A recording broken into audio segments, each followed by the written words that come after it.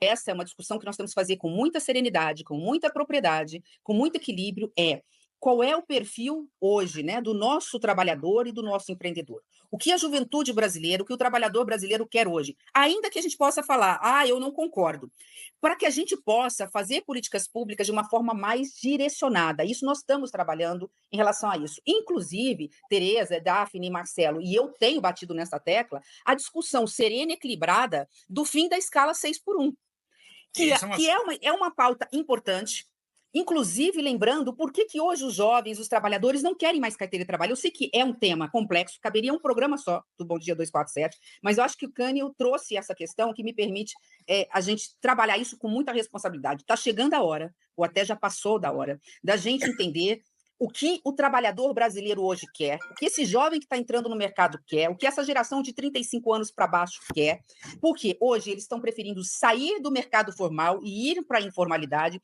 porque ele não encontra aquilo que ele almeja dentro dessa relação de trabalho que existe hoje. Então, ele prefere trabalhar menos, de segunda a sexta ou de segunda a quinta, e às vezes até ganhar um pouco menos, mas ter qualidade de vida, ter mais tempo para a família, poder no final de semana sair com seus amigos. Então, dentro desse processo, que é muito amplo, e nós não vamos discutir isso agora, eu acho que de forma madura, equilibrada, eu me prontifico a falar isso, e tenho falado isso com o setor produtivo. Quando eu dei uma entrevista, não posso falar aqui de outros canais, né, para não dar aqui, fazer propaganda, mas eu tive conversando com uma grande jornalista, eu disse em cadeia nacional isso. Está na hora nós discutirmos, rediscutirmos a escala 6 por 1. Se não dá para fazer 4 por 3, que a gente possa falar de 5 por 2. Que a gente possa falar de 5 por 2 e talvez não no processo da noite para o dia, mas começar com as grandes empresas, as pequenas e os próprios MEIs, não tem condições, por exemplo, às vezes de fazer, mas tem 2, 3 funcionários, ele não consegue fazer com que o funcionário dá na escala de 5 por 2 para o funcionário, mas as grandes empresas, elas podem fazer, né, e fazer de forma equilibrada, né, colocando no seu balanço, não dizer,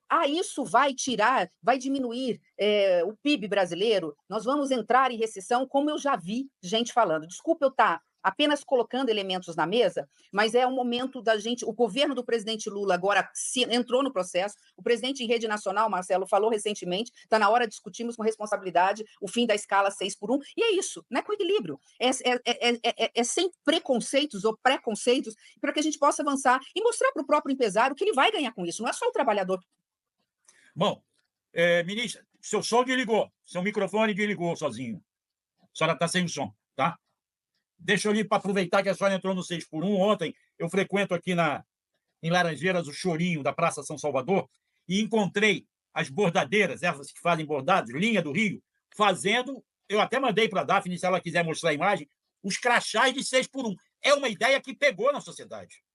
Pegou feio. Agora, vai gerar discussão. Como vai gerar discussão, a questão que aí é na sua área de planejamento, de como fica a previdência com a uberização e os trabalhadores autônomos que não são CLT, não pagam previdência, e lá embaixo isso vai afetar a rede de aposentados e vai afetar os futuros aposentados.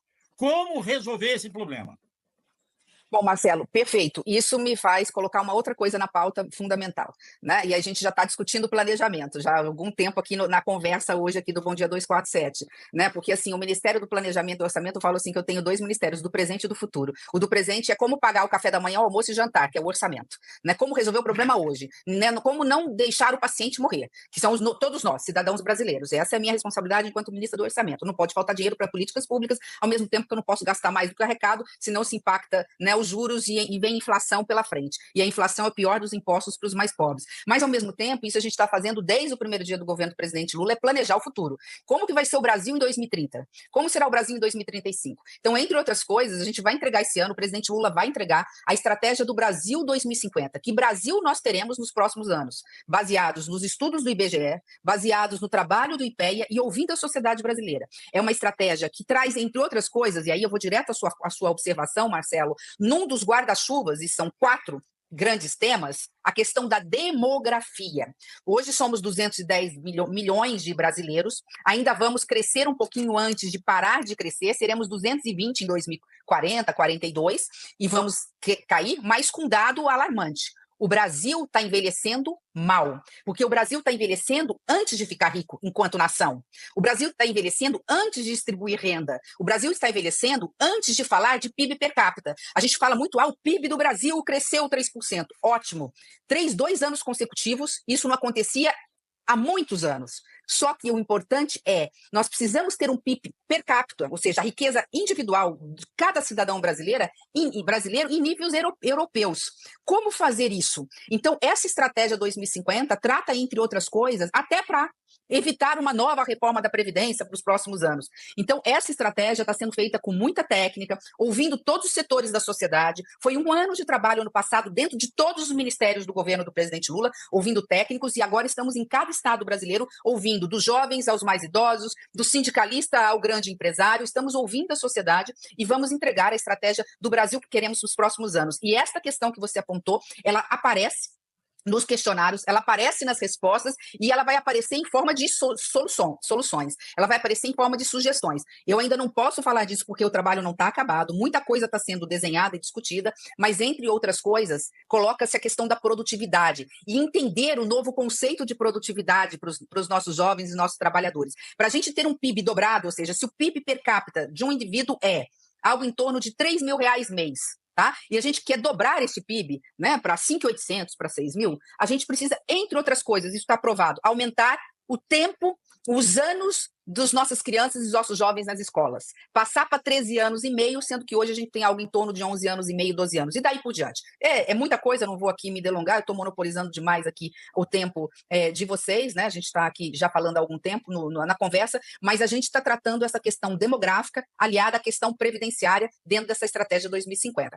De que forma? Diante dessa precarização das relações de trabalho, diante também, de outro lado, de não conseguir mais colocar o gênio dentro da lâmpada, é preciso entender que os jovens têm uma nova mentalidade em relação às relações de trabalho. De novo, Marcelo, podemos concordar ou não, mas esta é uma realidade que precisa ser enfrentada pela sociedade brasileira. Nós temos que, primeiro, garantir dignidade para esse trabalhador, né? Segundo, tentar ao máximo garantir que o trabalhador queira ter carteira de trabalho assinada. Por isso é ambiente de trabalho, né, salubre, saudável, escala 5x2, de que forma nós vamos garantir qualidade nessa relação trabalhista. E de outro, para aqueles que não querem, né, de que forma garantir segurança jurídica para que na velhice ele possa ter aposentadoria e, por fim, né, que todos nós possamos ter aposentadoria. Porque quando a gente fala de orçamento e fala por que falta dinheiro para construir casa, por que falta dinheiro para fazer uma rodovia, por que falta dinheiro para zerar a fila de programas sociais, a gente se esbarra de que o maior gasto hoje do governo federal, o maior,